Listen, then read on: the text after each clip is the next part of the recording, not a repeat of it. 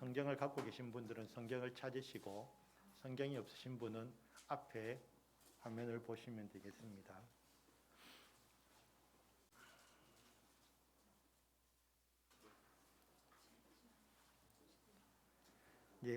한 목소리로 읽어 나가십니다. 기드온과 그와 함께한 100명이 이경초의 진영 근처에 이른즉 바로 파수꾼들을 교대한 때라. 그들이 나팔을 불며 손에 가졌던 항아리를 부수니라. 세대가 나팔을 불며 항아리를 부수고 왼손에 횃불을 들고 오른손에 나팔을 들어 불며 외쳐 이르되 여호와와 기드온의 칼이다 하고 각기 제자리에 서서 그 진영을 에워싸매 그 온 진영의 군사들이 뛰고 부르짖으며 도망하였는데 300명이 나팔을 불 때에 여호와께서 그 온 진영에서 친구끼리 칼로 치게 하심으로 적군이 도망하여 스레라의 벳시다에 이르고 또 닷밭에 가까운 아벨 무홀라의 경계에 이르렀으며 이스라엘 사람들은 납달리와 아셀과 온 므낫세에서부터 부름을 받고 미디안을 추격하였더라. 기드온이 사자들을 두루 보내서 에브라임 온 산지로 두루 다니게 하여 이르기를 내려와서 미디안을 치고 그들을 앞질러 벳바라와 요단강에 이르는 수로를 점령하라 하며 이에 에브라임 사람들이 다 모여 벳바라와 요단강에 이르는 수로를 점령하고 또 미디안의 두 방백 오렙과 스옙을 사로잡아 오렙은 오렙 바위에서 죽이고 스옙은 스옙 포도주 틀에서 죽이고 미디안을 추격하였고 오렙과 스옙의 머리를 요단강 건너편에서 기드온에게 가져왔더라. 아멘. 기도하십니다. 하나님 아버지, 은혜를 감사합니다. 오늘도 거룩한 성일 사랑하는 주의 자녀들 이렇게 주님 앞에 나와 주님을 찬양하며 예배드릴 수 있게 하심을 감사합니다. 이 시간 주의 말씀을 상고할 때에 주 성령께서 저희를 깨우쳐 주시고 저희 입술을 주장하여 주셔서 하나님의 말씀을 바르게 전하게 하옵소서. 감사드리며 예수님의 이름으로 기도드립니다. 아멘. 오늘은 그 본문의 말씀을 가지고 하나님의 말씀에 전적으로 순종하는 삶을 삽시다라는 제목으로 말씀을 상고하고자 합니다.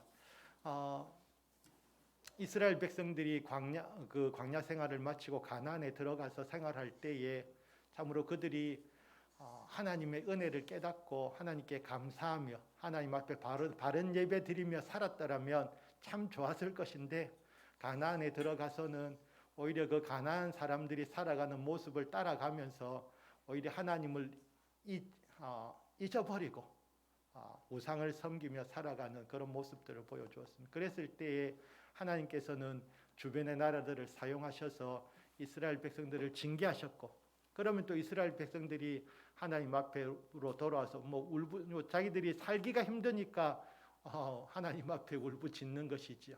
하나님께서는 긍휼을 베푸셔서 그들을 구원해 주셨습니다. 이스라엘 백성들이 또 하나님을 잊어버리고 자기들의 뜻을 따라 살아갈 때에 하나님께서는 미디안을 사용하셔서 7년간 그들이 압제를 당하게 했습니다. 그러니까 또 이 이스라엘 백성들이 못 살겠으니까 자기들이 살 수가 없으니까 하나님 앞에 부르짖었고 하나님께서는 기드온을 사용하셔서 이스라엘 백성들을 구원해 주셨습니다. 그런데 하나님께서는 이렇게 구원해 주시면서 그냥 구원해 주신 것이 아니라 이것이 정말 이제 이 일들을 통해서 이스라엘 백성들이 깨닫고 하나님께로 돌아오기를 바라신 것이죠. 정말 우리 하나님이 살아계시고 하나님이 진짜 신이구나. 가나안에 있는 그 다른 우상들과는 비교할 수 없는 살아계신 하나님이심을 보여주시기 위해서 이 기드온을 사용하셔서 전쟁을 하게 하셨습니다. 그래서 우리는 알고 있습니다. 하나님께서 그 많은 숫자들을 많은 그 모여든 군인들을 다 돌려보내시고 미디안과 싸우게 하신 것은 사람들이 자기들의 힘으로 이겼다고 말하지 못하기 위해서. 돌려보내신 것이지요. 그런데 어쨌든 하나님께서 이스라엘과 함께 하시니까 그 이스라엘 군대는 정말 이길 수 없는, 우리가 숫자적으로 보면 300명과 13만 5천 명의 그런 전쟁을 이기게 하셨거든요. 그것을 보면 사람들이 깨달아야 되는데, 그래서 근데 이러한 하나님의 전쟁 가운데에서 그곳에서 기드온이 처음에는 하나님께 참 쓰임을 잘 받았고 하나님 말씀에 순종한, 우리는 그냥 기억하죠. 뭐 어떻게 기억합니까? 기드온과 300명이 하나님의 방법대로 해서 이겼다, 이스라엘이 승리했다라고 그 결과에 대해서 우리는 알고 있습니다. 하지만 과연 그 가운데에서 기드온이 끝까지 순종하였는가? 한번 오늘 기드온과 관련된 말씀을 그 쭉 이어져 왔던 시리즈의 완결편이 되겠습니다. 한번 그래서 기드온을 통해서 은혜를 함께 받고자 합니다. 기드온이 정말 그 하나님의 명령, 하나님의 부르심에 순종하여서 하나님께 쓰임을 받는 과정에서 처음에는 어떤 사람이었습니까? 참 소심한 사람이었고 두려워하는 사람이었습니다. 그런데 하나님께서 계속해서 함께 하시는 증거를 보여주시고 하니까 드디어 기드온이 전쟁을 하게 됐어요. 그래서 이 전쟁이 정말 하나님께서 싸우시는 전쟁, 하나님께 영광 돌리는 전쟁, 그런 전쟁이 되도록 기드온이 애를 썼어야 되는데 조금씩 기드온의 모습이 달라지는 것을 봅니다. 오늘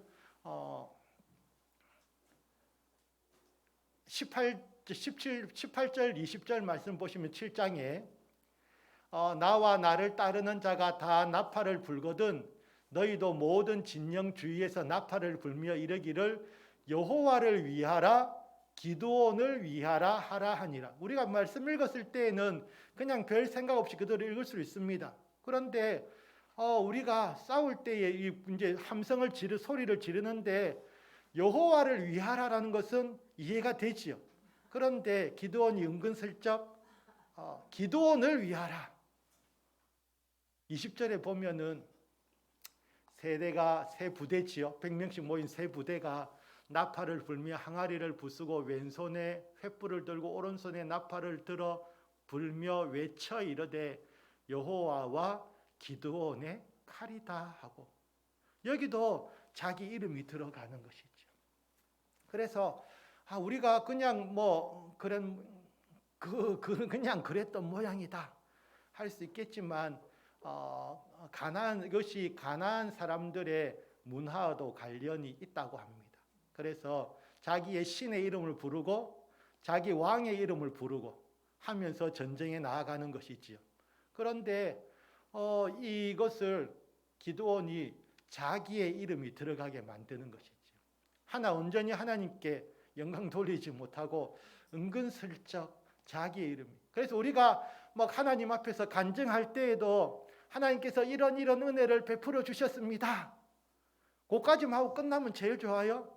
그런데 제가 이런 수고를 조금 했습니다 해가지고 그 마지막에 자기의 이름이 살짝 들어가는 순간에 하나님께 영광 돌리는 것이 아니라 사실은 자기의 영광을 드러내고자 하는 것. 참 우리가 주의해야 됩니다. 우리가 어떻게 보면은 순수한 마음에서 그렇게도 할 수 있, 순수한 마음에서 정확한 사실을 이야기하기 위해서 하다 보면은 사실대로 표현하였으나 그것이 결국 하나님께 영광 돌리는 것이 되지 못할 수도 있다는 것을 우리는 주의해야 된다는 것이지요. 그래서 기드온이 자기를 위하라, 기드온의 칼이다. 이 전쟁이 마치 자기가, 하나님께서 분명히 사사기 7장 2절에서 아까도 말씀드렸지만은 돌려보내셨어요. 왜 돌려보내셨어요? 이스라엘이 스스로 자랑하기를 내 손이 나를 구원하였다 할까 합니다. 하나님께서는 우리 어리석은 인간들을 알고 계시잖아요. 사람들이 조금만 잘 되면 자기가 잘해서 그렇게 된 줄 압니다. 그래서 하나님께서는 이것을 경계하셔서 다 돌려보내셨어요. 다 돌려보내셨어요. 그래서 300명만 남기셨는데 기드온은 이제 뭔가 하나님께서 자기와 함께 하신다. 그건 좋지요. 그런데 그 어깨에 힘이 들어가면서 이상하게 자기 목도 뻣뻣해지는 모습을 보여주고 있습니다. 그래서 전쟁은 어떻게 됐습니까? 뭐 승리하게 되는 거죠. 일단 첫 싸움에서 이 항아리를 깨트리고 나팔을 불고 횃불을 들고 있으니까 적들이 자기들끼리 서로 죽였어요.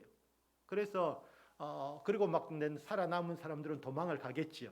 그런데 23절을 보면 이스라엘 사람들은 납달리와 아셀과 온 므낫세에서부터 부름을 받고 미디안을 추격하였더라. 누가 불렀겠습니까? 기드온이 불렀지요. 기드온이 또 부른 것입니다. 하나님께서는 처음에 어떻게 하셨습니까? 다 돌려보냈어요.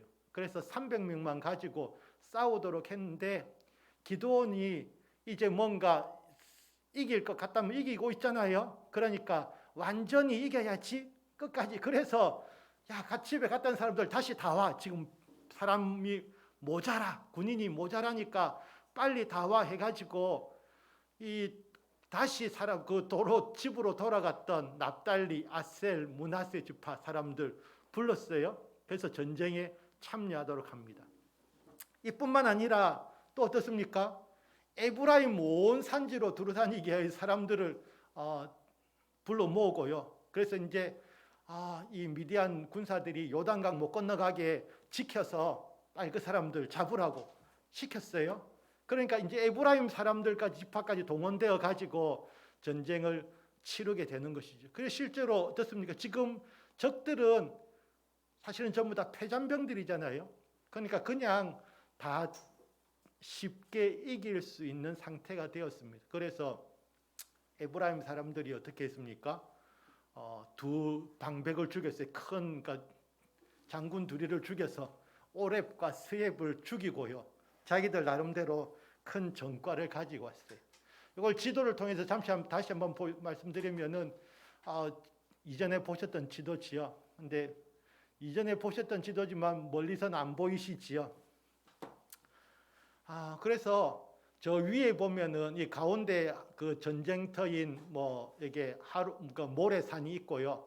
그래서 온 지파들이 처음에 왔던 지파들이 므낫세 지파도 오고 스불론, 납달리, 아셀 지파, 지금 이쪽에 있었는데 스불론 지파가 빠져 있는데 어쨌든 이렇게 다시 모여오고 에브라임 지파까지, 밑에 있던 에브라임 지파까지 같이 협동하여서 미디안 군사들을 추격하고 이제 죽이게 됐지요.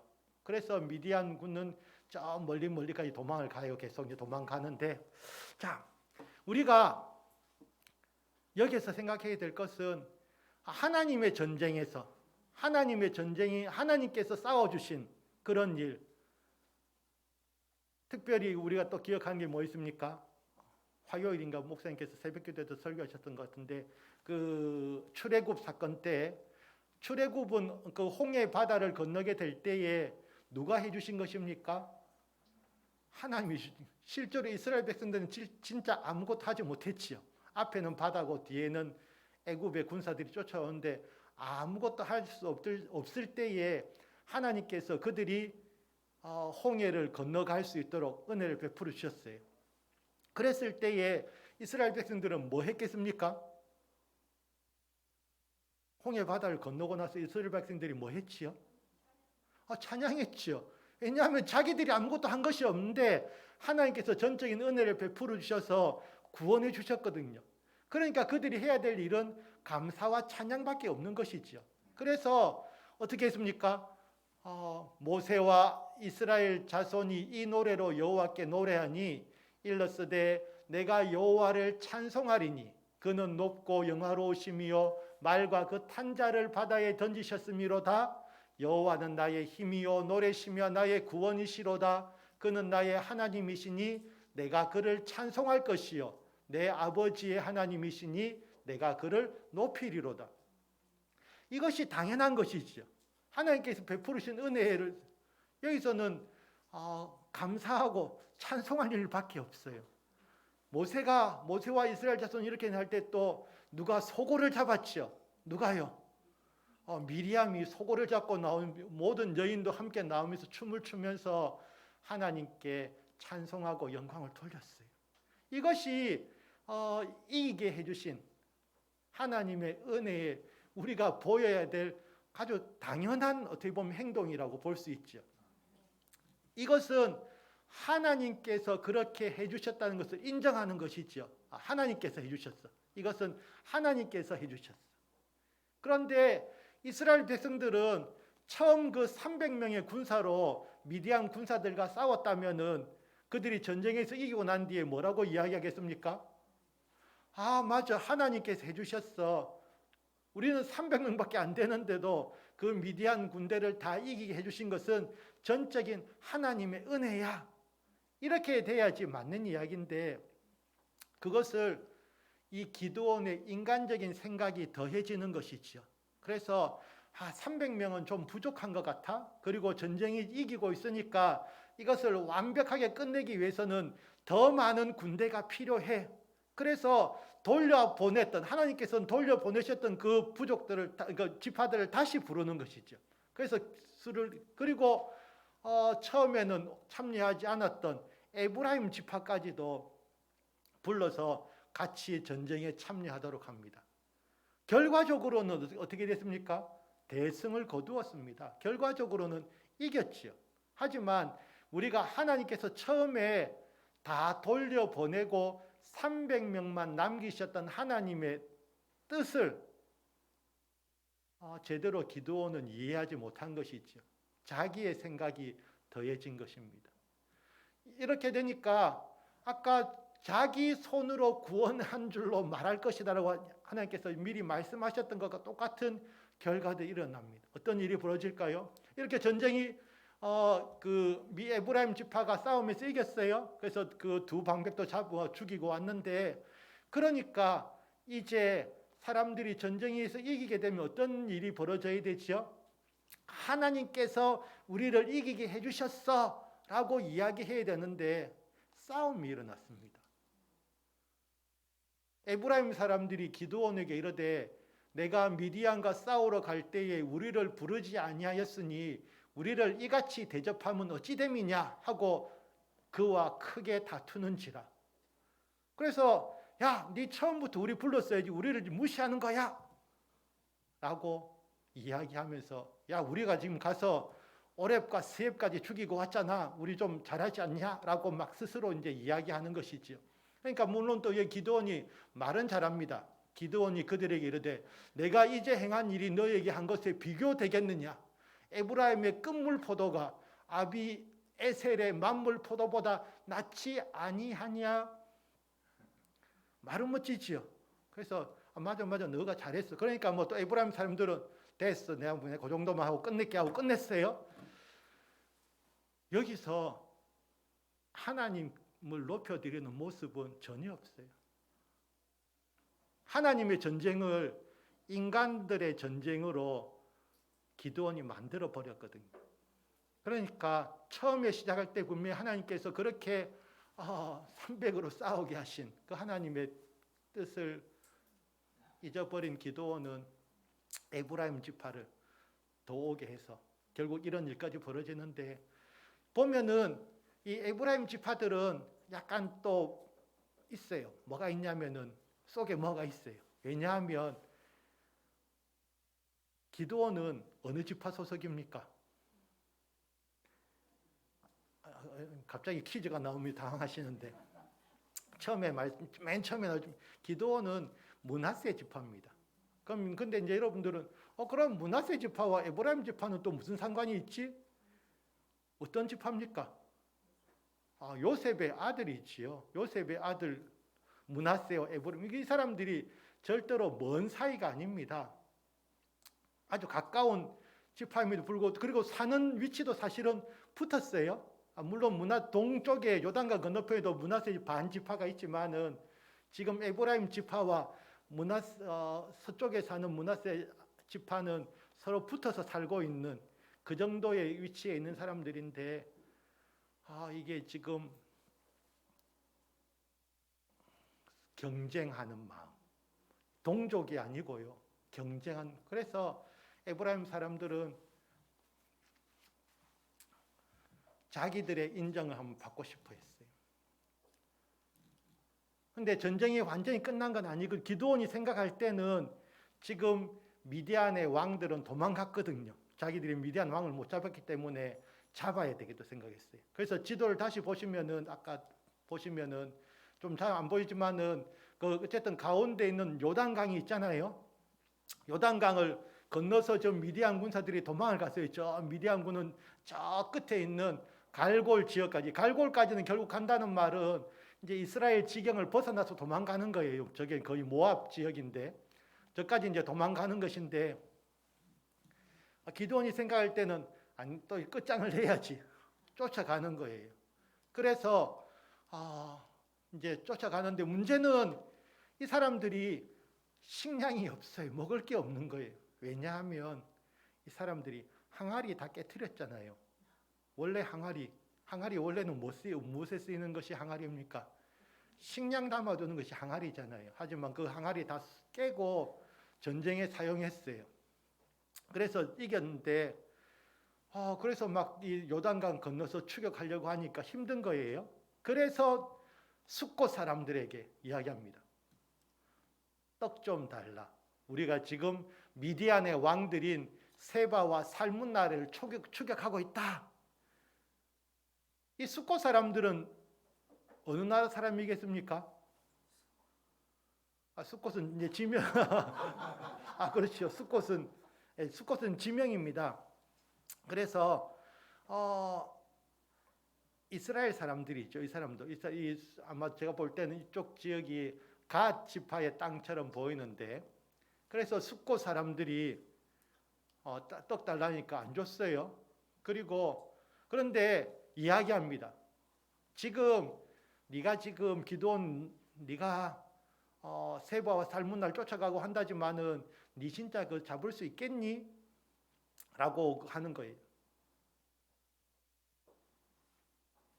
지금 이 숫곳 사람들 그리고 밑에 그 다음에 나오는 이 브네엘 사람들은 자기들은 전쟁에 별로 그렇게 관심이 없어요. 그리고 이것이 지금 미디안과 이스라엘의 싸움이라는 것에 대해서도 관심이 없고요. 관심이 없다기보다는 자기들은 이 미디안이 더 세다고 느낀 것이죠. 그래서 우리가 있잖아요. 이제 편을 들어야 되는데 어느 편을 들까 생각하다 보니까 기드온이 저 300명밖에 안 되는 보기에 지쳐가지고 다들 힘도 없어 보이거든요. 저런 300명의 군사가 저 미디안 자기들이 소리만 들어도 무서워하는 미디안 군사들의 왕을 쫓아가고 있는데 과연 저 사람들이 이길 수 있을까? 판단한 것이죠. 판단해가지고 맞아 우리는 괜히 기드온 편 들었다가 나중에 미디안 사람들 다시 오면은 위험하니까 우리는 기드온은 모른 척하자. 근데 근본적으로 이 숫곳과 브누엘 사람들은 다 이스라엘 지파예요. 그런데 이 이스라엘과 미디안의 전쟁에서 이 사람들은 그냥 딱 가만히 있는 것이지요.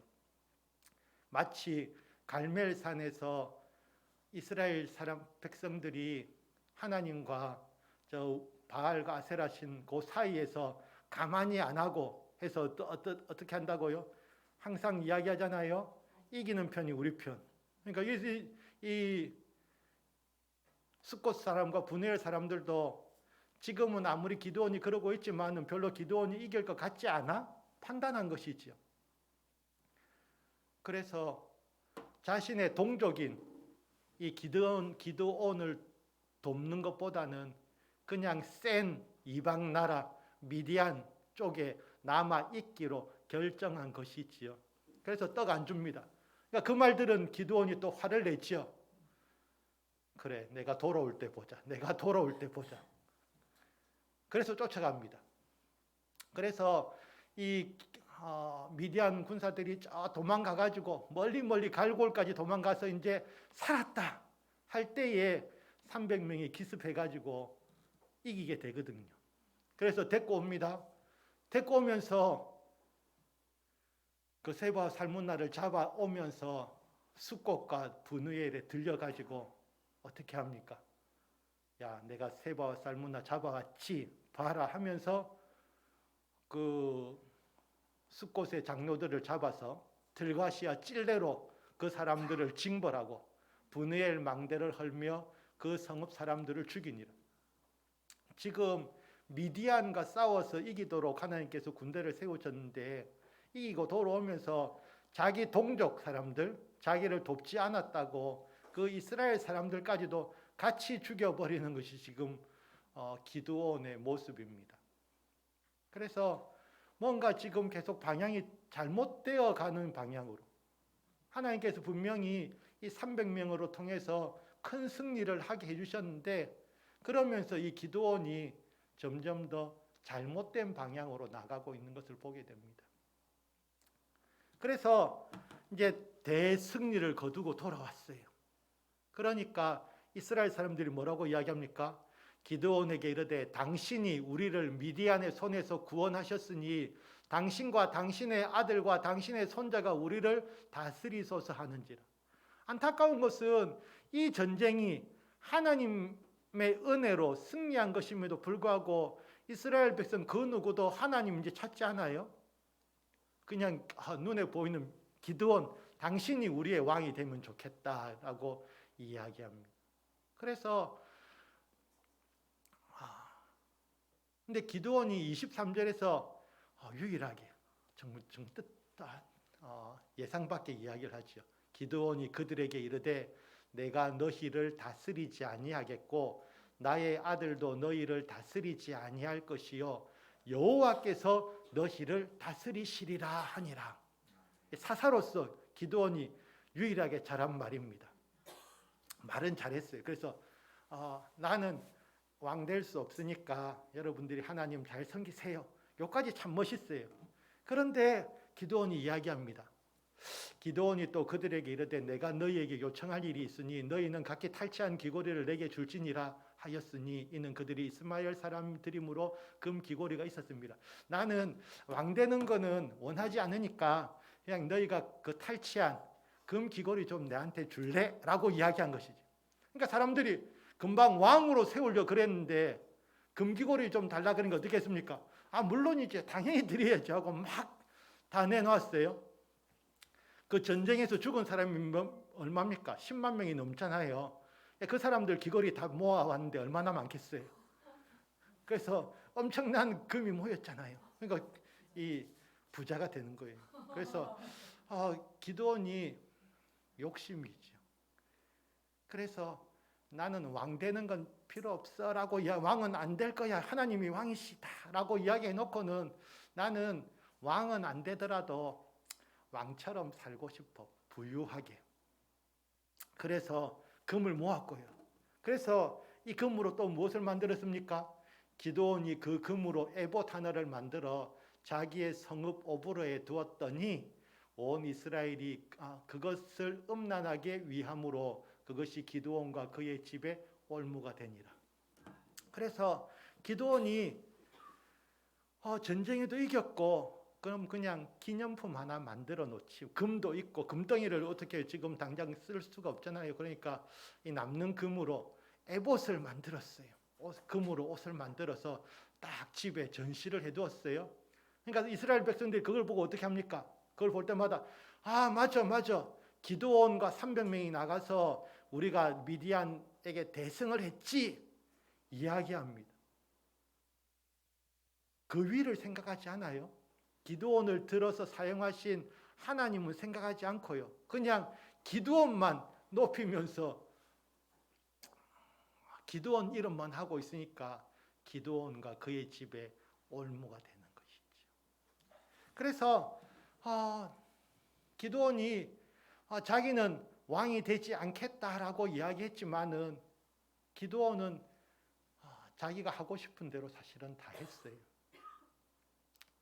이 이야기 보시면은 요아스의 아들 여룹바알이 돌아가서 자기 집에 거주하였는데 기드온이 아내가 많음으로 그의 몸에서 낳은 아들이 70명이었고 세겜에 있는 그의 첩도 아들을 낳았으므로 그 이름을 아비멜렉이라 하였더라.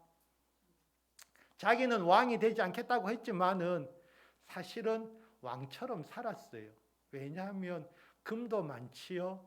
그러니까 그 돈으로 부인들도 많이 얻었어요. 그래서 아들이 70명이에요. 아들이 70명이면은 뭐 부인의 수는 정확하게 나오지 않지만 꽤 많다는 것을 우리가 생각할 수 있죠. 뭐 나중에 왕이 됐던 다윗이나 뭐 솔로몬은 뭐 그 사람들은 진짜 왕이 되었으니까. 하지만 아직 이 사사 시대인 이때에 기드온이 아들만 71지요. 이제 첩의 아들까지 있으니까.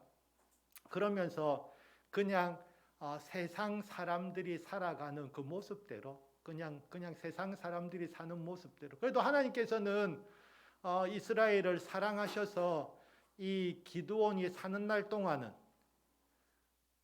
이스라엘 나라가 평안하게 해주셨어요. 그래서 왜냐하면 외국의 나라들은 이 기드온 이름만 들어도 무섭잖아요. 기드온이 300명으로 미디안 13만 5천 명을 이겼대.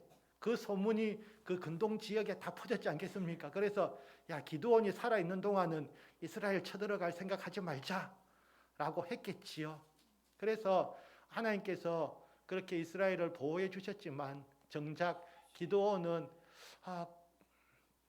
그 모든 일들을 결국 하나님께 영광 돌리는 데 사용한 것이 아니라 결국 자기의 삶을.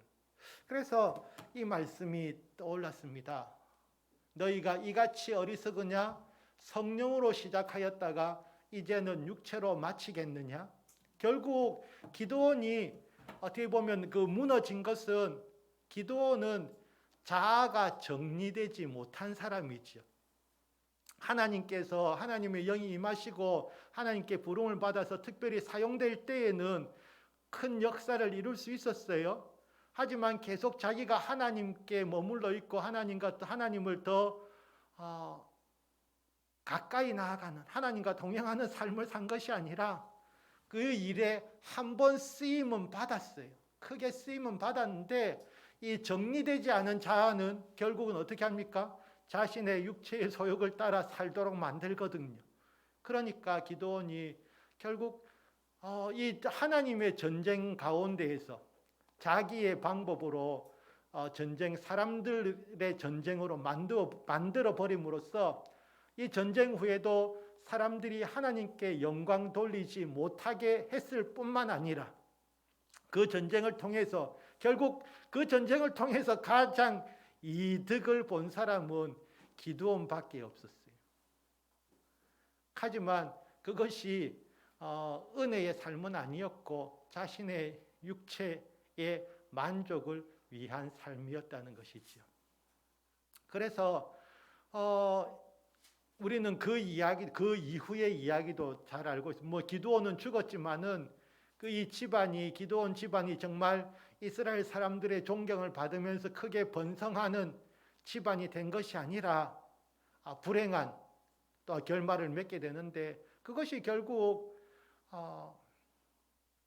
육체의 소욕을 따라 사는 삶을 살다 그러니까 기드온의 가정이 무너지게 되는 것이지요. 그래서 우리가 기드온이 처음에 하나님께 쓰임을 받을 때에는 하나님의 말씀에 순종하는 삶을 불렀을 때 큰 용사여라고 하나님께서 부르셨을 때에 두려워하면서도 믿기지 않았지만 그럼에도 불구하고 하나님께 증표들을 요구하면서 어쨌든 하나님께 쓰임을 받았어요. 그런데 자기의 지위가 높아지고 자기의 일이 잘 풀려지고 하면서 점점 더 하나님보다는 자기를 의지하는 사람으로 변질되어 갔다는 것이지요. 그래서 우리는 이것을 항상 주의해야 됩니다. 우리가 끝까지 잘 되는 사람이 있고요. 참 처음에는 잘 되었다가 끝이 안 좋은 사람이 있고요. 처음엔 안 좋았지만 끝이 좋은 사람도 있고요. 물론 제일 좋은 경우는 처음부터 끝까지 제일 좋으면 좋겠지만은 하지만 우리가 분명한 것은 정리되지 않은 자아를 가지고 살아가는 삶은 끝이 아름다울 수 없다는 것이죠. 그래서 하나님의 말씀에 온전히 순종하는 삶. 그래서 하나님의 말씀에 온전히 순종한다는 것은 결국 자기의 생각, 자신의 그 욕심이 추가되면 안 되는데, 그래서 이것이 참 이것이 보통 사람들의 모습이죠. 보통 사람의 모습인데, 하지만 그리스도인들은, 지금 이 말씀은 사도 바울이 갈라디아 교회에 보내는 말씀이지요. 성도들의 삶도 이럴 수 있다는 것이, 우리가 참 한때는 뜨거웠지만, 하지만 어느 순간에 보면 육체의 소욕을 따라 살아가는 우리의 모습이 될 수도 있다는 것을 경계해야 되겠지요. 그래서 우리는 끝까지 잘하는 사람이 되기 위해서는 그만큼 더 하나님께 집중하는 수밖에 없습니다. 하나님의 뜻을 분별하기 위해서 애쓰지 않으면, 그렇지 않으면은 하나님의 뜻이 아닌 나의 뜻을 추구하는 삶을 살게 된다는 것이죠. 그래서 정말 하나님의 말씀에 온전히 순종하는 저와 제자교회 성도님들 되시길 바랍니다.